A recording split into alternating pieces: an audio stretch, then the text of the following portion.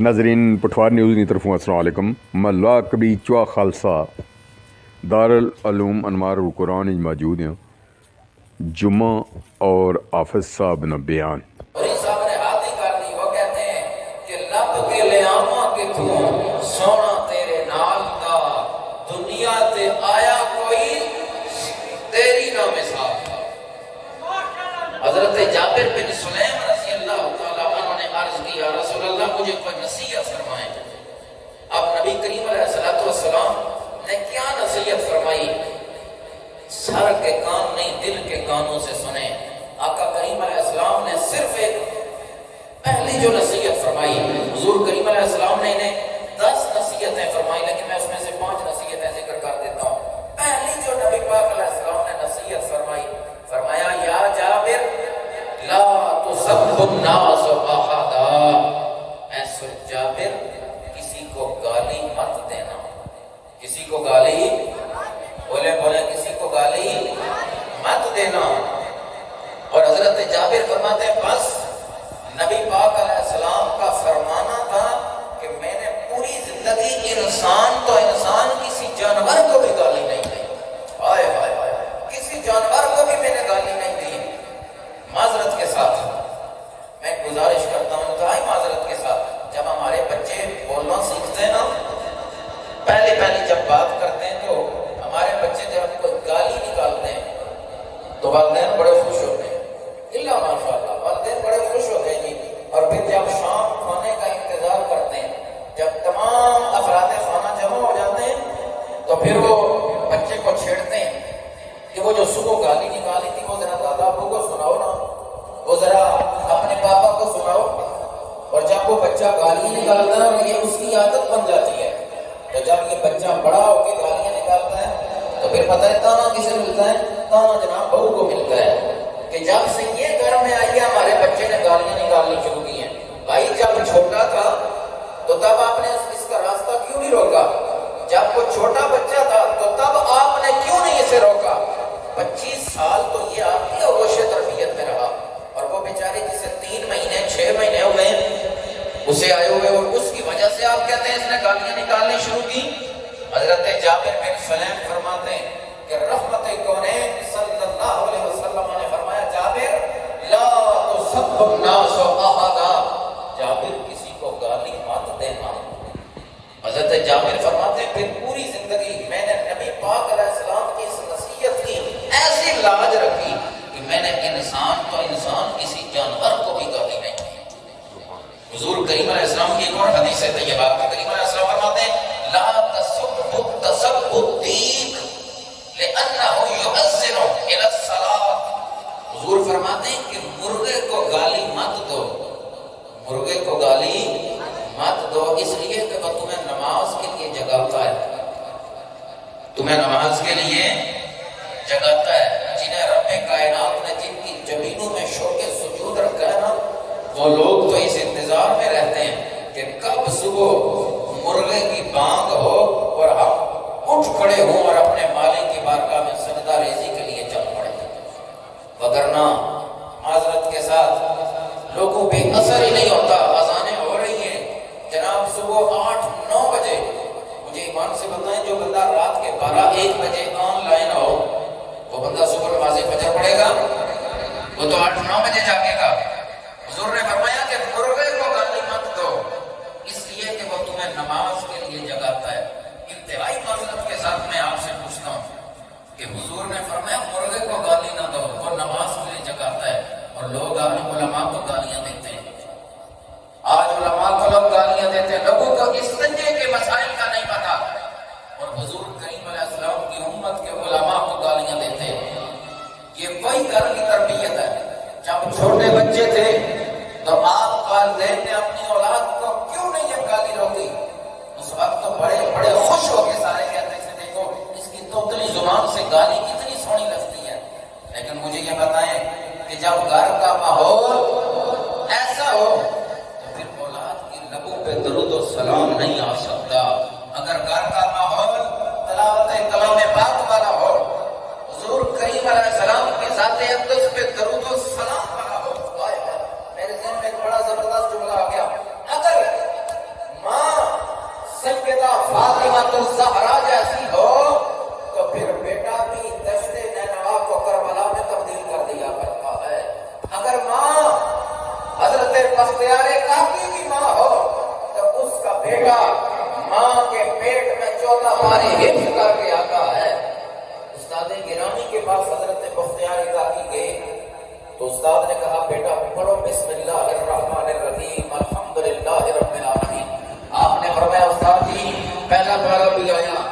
دوسرا بھی، تیسرا بھی، چوتھا بھی، الغرض 14 پارے یاد ہیں۔ استاد جی نے کہا بیٹا جہاں 14 پارے حفظ کیے، باقی 16 پارے بھی تو وہاں حفظ کر لیتے، اتنی پختہ منزل ہے تمہاری، اتنے خوبصورت تلفظ ہے تمہارے، وہاں کیوں نہیں حفظ کیا؟ حضرت بختیار کاکی رحمت اللہ علیہ نے فرمایا استاد جی یہ پارے میں نے کسی اور دستگاہ میں حفظ نہیں کیے، اپنی ماں کی آغوش رحمت میں حفظ کیے، میں نے اپنی ماں کی آغوش رحمت میں حفظ کیے ہیں۔ حضرات گرامی مجھے امام سے بتائیں کہ جب گھر کا ماحول رحمت والا ہو، جب گھر کا ماحول کرم والا ہو، تو پھر اولاد کے منہ سے سونے محمد کی باتیں ہی تو نکلتی ہیں۔ ایک استاد اپنے شاگردوں سے، اپنے طلباء سے، اسٹوڈنٹ سے کلاس میں بات کر رہا تھا۔ استاد نے اپنے بچوں سے کہا بیٹا تم بڑے ہو کے کیا بنو گے؟ کس نے کہا ڈاکٹر بنوں گا۔ بڑی مزے والی بات ہے، سنیے گا۔ کسی نے کہا میں بڑا ہو کے انجینئر بنوں گا۔ ایک بچہ استاد نے کہا بیٹا بڑے ہو بتاؤ بڑے ہو کے کیا بنو گے؟ آپ بھائی اس بچے نے کہا میں بڑا ہو کے صحابی رسول بنوں گا۔ اللہ اکبر، بڑا ہو کے صحابی رسول بنوں گا۔ اب استاد جی کھٹک گئے، بات ہے یہ ایسی۔ استاد نے کہا پتر صحابی تو وہ بنتا ہے جس نے ایمان کی حالت میں رسول اللہ کا دیدار کیا، وما کا اعلیٰ دین نہیں، اور اسی پہ اس کا خاتمہ ہوا۔ بیٹا تم تو 14 صدیوں کے فاصلے پہ بیٹھے ہوئے ہو، تم صحابی کیسے؟ اس بچے نے جواب دیا استاد جی مجھے کچھ نہیں پتا، مجھے اتنا پتا کہ ہر روز رات کے وقت کھانا جب کھا چکے ہوتے ہیں تو میری ماں جی ہر روز مجھے نبی پاک کے ایک صحابی کا واقعہ سناتی ہیں، تو اس وجہ سے مجھے اتنا شوق ہے کہ میرا جی چاہتا ہے جب بڑا ہوں گا تو میں صحابی رسول بنوں گا۔ حضرات گرامی جب یہ تربیت والدین کی ہوگی تو پھر ان ماں کی گود میں حضرت بابا فرید الدین گنج شکر جیسی ہستی پیدا ہوگی، معین الدین خواجہ معین الدین چشتی اجمیری عطائے رسول جیسی ہستی پیدا ہوگی۔ اور معذرت کے ساتھ ہم ملازم ہیں، ہم تاجر ہیں، ہم بزنس مین ہیں، ہم 6-7 گھنٹے باہر گزارتے ہیں، لیکن جب ہم اپنے گھر میں آتے ہیں 2 گھنٹے سونے سے پہلے، گھر میں ہونے کے باوجود بھی ہم گھر میں نہیں ہوتے۔ کیوں؟ کہ ماں کے پاس اپنا موبائل، باپ کے پاس اپنا موبائل۔ بھائی اس موبائل کو ہم کہتے ہیں اس موبائل کو گولی مارو، اس موبائل کو سرانے کے نیچے رکھو، اپنی اولاد کو وقت دو۔ جس طرح استاد ہر روز نیا سبق لے کے آتا ہے کلاس میں، ہر روز نیا سبق لے کے آؤ بچوں کے سامنے، بیٹا کل ہم نے جناب ابوبکر صدیق کی بات کی تھی، آج رسول اللہ کے جناب عمر فاروق کی بات کرتے ہیں، آج حضرت عثمان غنی کی بات کرتے ہیں، آج مولا کائنات علی المرتضیٰ کی بات کرتے ہیں۔ جب والدین اپنی اولاد کی ایسی تربیت کریں گے تو پھر اولاد خود بخود نمازی بنے گی۔ حضرت گرامی آئے، آقا کریم علیہ السلام نے حضرت جابر بن سلیم رضی اللہ تعالیٰ عنہ آپ کو جو پہلی نصیحت فرمائی، فرمایا اے جابر کسی کو گالی مت دینا، کسی کو گالی مت دینا۔ آئیے دوسری، آقا کریم علیہ السلام نے حضرت جابر سے فرمایا کبھی نیکی کو حقیر مت جاننا، کبھی نیکی کو، بولے سارے نیکی کو کبھی حقیر مت جاننا۔ ہم راستے میں کوئی تکلیف دہ چیز پڑی ہوتی ہے، چھوٹی چیز ہو، ہم احتیاط کے ساتھ خود گزر جاتے ہیں، لیکن آقا کریم علیہ السلام نے فرمایا اماطۃ العصا عن الطریق فہو العبادۃ فہو الصدقۃ، صرف پیسے دینا ہی صدقہ نہیں۔ نبی پاک علیہ السلام نے فرمایا راستے میں جا رہے تھے، کوئی تکلیف دہ چیز پڑی ہوئی تھی، کوئی پتھر پڑا ہوا تھا، کوئی کانٹے پڑے ہوئے تھے، وہ اٹھا کے تم نے سائیڈ میں رکھا، میرے محمد کا رب اس پہ تمہیں صدقے کا ثواب عطا فرمائے۔ بلند آواز سے بولے سبحان اللہ۔ اب پھر انتہائی معذرت کے ساتھ میں آپ سے پوچھتا ہوں، راستے سے تکلیف دہ چیز ہٹانا صدقہ ہے، تو راستے میں اپنے گھر کا گندا پانی ڈالنا پھر کیا ہے جی؟ راستے سے تکلیف دہ چیز ہٹانے پر تو عبادت کا ثواب ملتا ہے، اور راستے میں جناب 2 کروڑ کی کوٹھی ہم نے بنا دی، 20,000 روپیہ سیوریج کا بچانے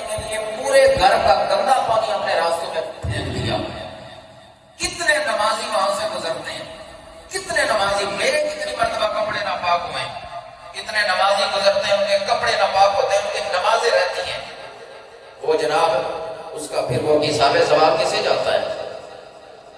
یاد رکھیں یہ راستہ یہ صرف مخلوق کا راستہ نہیں، یہ آپ کی قبر کا راستہ ہے، یہ آپ کی قبر کا راستہ ہے، یہ صرف مخلوق کا راستہ نہیں ہے۔ ان راستوں کو بندہ خدا کھلے کرتے جاؤ، اللہ تمہاری قبر کو کھلا فرما دے گا۔ فرمایا کبھی نیکی کو حقیر مت جاننا۔ میرے حاشیہ خیال میں بزرگوں کا واقعہ آ گیا، مرنے کے بعد ان کے کسی چاہنے والے نے انہیں جناب خواب میں دیکھا، پوچھا اللہ نے آپ کے ساتھ کیا معاملہ؟ فرمایا اللہ نے میرے اوپر بڑا کرم فرمایا، مجھے معاف فرما دیا۔ پوچھا کیا سبب بنا؟ انہوں نے کہا جی میں قلم کے ساتھ احادیث طیبہ لکھا کرتا تھا، ایک دن میں نے قلم اس روشنائی کی اس ڈبیا میں ڈبویا، جب باہر نکالا تو روشنائی تھوڑی زیادہ تھی، جسے ہم سیاہی کہتے ہیں، سیاہی غلط العام لفظ ہے، یہ روشنائی ہے۔ میں نے باہر نکالی تو روشنائی تھوڑی زیادہ تھی، جب وہ میں نے کاغذ پہ رکھی تو وہاں پہ تھوڑی سی اس کی بوند بن گئی۔ گرمیوں کا موسم تھا، ایک مکھی کہیں سے اڑتی اڑتی آئی اور اس قطرے کے اوپر بیٹھی اور اس نے چوسنے لگی۔ آپ فرماتے ہیں میرے دل میں آیا کہ اسے اڑا دوں، لیکن فوراً میرے دل میں آیا کہ یہ چوس لے، اللہ کی حقیر سی مخلوق ہے، ہو سکتا ہے اللہ اس سے خوش ہو جائے۔ وہ فرماتے ہیں رب کائنات کو بس میری یہ ادا اتنی پسند آئی، قیامت کے دن میرے مالک ذوالجلال نے فرمایا اوے میرے بندے، تو نے میری اس حقیر مخلوق پہ رحم فرمایا، جا میں تجھ پہ رحم فرما کے تیرے تمام گناہوں کو معاف فرما رہا ہوں۔ کبھی نیکی کو حقیر مت جانے۔ تیسری نصیحت آقا کریم علیہ السلام نے فرمایا ہر ایک سے خندہ پیشانی سے ملو، ہر ایک سے بولے ہر ایک سے خندہ پیشانی سے ملو۔ مجھے واصف علی واصف صاحب کی بڑی پیاری بات یاد آ گئی، وہ کہتے ہیں بڑا وہ نہیں کہ جس کا اپنا ذاتی قد کاٹ بڑا ہو، آپ فرماتے ہیں بڑا وہ ہے کہ جس کی مجلس میں بیٹھنے والا چھوٹا بھی اپنے آپ کو بڑا محسوس کرے، وہ اتنی عزت دے دوسرے کو کہ اس کی مجلس میں بیٹھنے والا چھوٹا بھی اپنے آپ کو بڑا محسوس کرے۔ فرمایا ہر ایک سے خندہ پیشانی سے ملو۔ حضرات گرامی، لیکن معذرت کے ساتھ آج مجھے ایمان سے بتائیں کہ غریب بھائی کو اگر ایک بھائی کے پاس پیسہ ہو اور دوسرا بھائی اگر پیسوں کے لحاظ سے تھوڑا چھوٹا ہو، غریب بھائی کو تو کوئی منہ نہیں لگاتا۔ جناب امیر بندہ ہو تو کھینچ کھانچ کے جناب اسے اپنے رشتہ داری اور خاندان کے کھاتے میں ڈالا جاتا ہے جی یہ میری ماں کے نانا کے بھتیجے کے بھائی کا بیٹا ہے۔ اور جب سکا بھائی ہو اگر وہ غریب ہو تو جب پوچھے یہ کون ہے تو کہا جاتا ہے جی یہ ہمارے محلے میں رہنے والا ایک بندہ ہے۔ غریب بہن کو کوئی منہ نہیں لگاتا۔ غریب بہن اگر بیچاری کبھی بھولے سے اپنے بچے کا رشتہ لے کے بھائی کے پاس، امیر بھائی کے پاس آئے الا ماشاءاللہ، تو بھائی آگے سے کہنا دیتا ہے کبھی اپنی اوقات دیکھی ہے؟ تو میری بچی کو ایک وقت کا کھانا نہیں دے سکتی، تیری جرأت کیسے ہوئی میرے جناب بچی کا رشتہ لینے کے لیے؟ اور یارو بہن تو کبھی ڈر کے اپنے بھائیوں سے اپنا حصہ نہیں مانگتی، بہن تو یہ حصہ بھی اپنے بھائیوں پہ صدقے والی کر دیتی ہے، وہ تو کبھی ڈر کے اپنے بھائی سے اپنا حصہ نہیں مانگتی، اس لیے کہ بھائی جناب اپنی اولاد کو یہ پٹی پڑھا کے جائیں گے، خبردار میرے مرنے کے بعد جناب پوری زندگی پھوپھی کی منہ نہ لایا ہے، وہ تو اپنے بھائیوں پہ صدقے والی ہو جاتی ہے۔ تو حضور کریم علیہ السلام نے ارشاد فرمایا کہ ہر ایک سے خندہ پیشانی کے ساتھ ملو۔ مجھے واقعہ حضرت امام راضی کا یاد آ گیا۔ آپ کہتے ہیں کہ ایک یتیم لڑکا تھا غیر مسلم، پہلے غیر مسلم تھا، یتیم لڑکا، اس کی ماں کی جو بدن میں قمیض تھی وہ پرانی بھی ہو چکی تھی اور وہ جناب پھٹی ہوئی تھی۔ وہ جناب اپنے چچا کے گھر اپنی ماں سے اجازت لی کہ مجھے اجازت دو میں میرا امیر چچا اس کے پاس جاتا ہوں، اسے قمیض لے کے آتا ہوں۔ ماں نے کہا بیٹا یہ عرب کا معاشرہ بڑا ظالم معاشرہ ہے، یہاں یتیم کو سانس لینے کا بھی حق نہیں ہوتا، اس لیے لیے بیٹا مت جاؤ. بیٹے نے ضد کی, ماں نے اجازت دے دی. بیٹا جب گیا تو جناب اپنے چچا کے دروازے پہ اس کے چچا کے بیٹے مل گئے. اب چچا کے بیٹوں سے اس نے کوئی بڑا تقاضا کیا نہیں, اس کی باتیں سب بیکار ہو گئی. مجھے ایک مفکر کا قول یاد آ گیا, وہ کہتے ہیں غریب کی جوانی جنگل کا پھول اور سردیوں کی چوندنی بس بیکار ہی جاتی ہے. غریب کی جوانی جنگل کا پھول اور سردیوں کی چاندنی تو بیکار ہی جاتی ہے. جی بس 2-3 منٹ میں اپنی بات ختم کرتا ہوں. اس کا چچا اچانک وہاں سے آ گیا تو چچا نے اسے دھکا دیا, دھکا دے کے گھر سے باہر نکلا اور کہا منحوس دفع ہو جائے یہاں سے, کہ تیری نحوست کی وجہ سے میرے بچے یتیم نہ ہو جائیں. اب وہ بچہ روتا روتا آ رہا تھا. راستے میں رسول اللہ کے ایک صحابی سے ملاقات ہو گئی. حضور کے صحابی نے پوچھا پتر کیوں رو رہا ہے؟ عرض کی آج عرب کے معاشرے کی فضا نے مجھے دکھی کر دیا. میرے سگے چچا نے میرے ساتھ یہ سلوک کیا. صحابی رسول نے عرض کی, کہا بیٹا کوئی بات نہیں, چلا جا مسجد نبوی شریف میں, وہاں ایک ذات رحمت تشریف فرما ہے, تو ان کی بارگاہ میں جائے گا, ان کی بارگاہ میں سوال کرنے کی دیر بھی نہیں ہوگی, وہ تجھے اپنی رحمت سے مالا مال فرما دیں گے. مولانا الطاف حسین حالی فرماتے ہیں نبیوں میں رحمت لقب پانے والا, وہ نبیوں میں رحمت لقب پانے والا. مل کے پڑھیے, وہ نبیوں میں رحمت لقب پانے والا, وہ نبیوں میں رحمت لقب پانے والا, مرادیں غریبوں کے بھر لانے والا. فرماتے وہ اپنے پرائے کرم کھانے والا, مصیبت میں غیروں کے کام آنے والا, وہ نبیوں میں رحمت لقب پانے والا. حضرات گرامی, اللہ کریم احکم الحاکمین حضور کریم علیہ السلام کے اخلاق رحمت اور کردار منور سے اللہ ہمیں بھی مستفید فرمائے. بہترین انسان وہ ہے کہ جس کے شر کی وجہ سے لوگ محفوظ رہیں, جس کے اخلاق اور کردار کی گواہی لوگ دیں. جناب واصف علی واصف کا آخری قول عرض کر کے میں اپنی بات ختم کرنے لگا ہوں. واصف علی واصف فرماتے ہیں کہ بچہ جب دنیا میں آتا ہے تو وہ بچہ رو رہا ہوتا ہے اور گھر والے خوش ہو رہے ہوتے ہیں.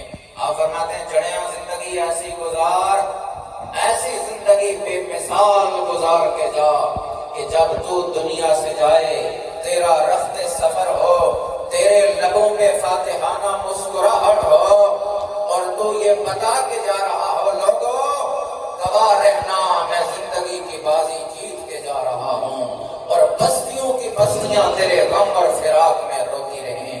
جیو تو ایسے ہر شخص احترام کرے, مرو تو ایسے کہ دشمن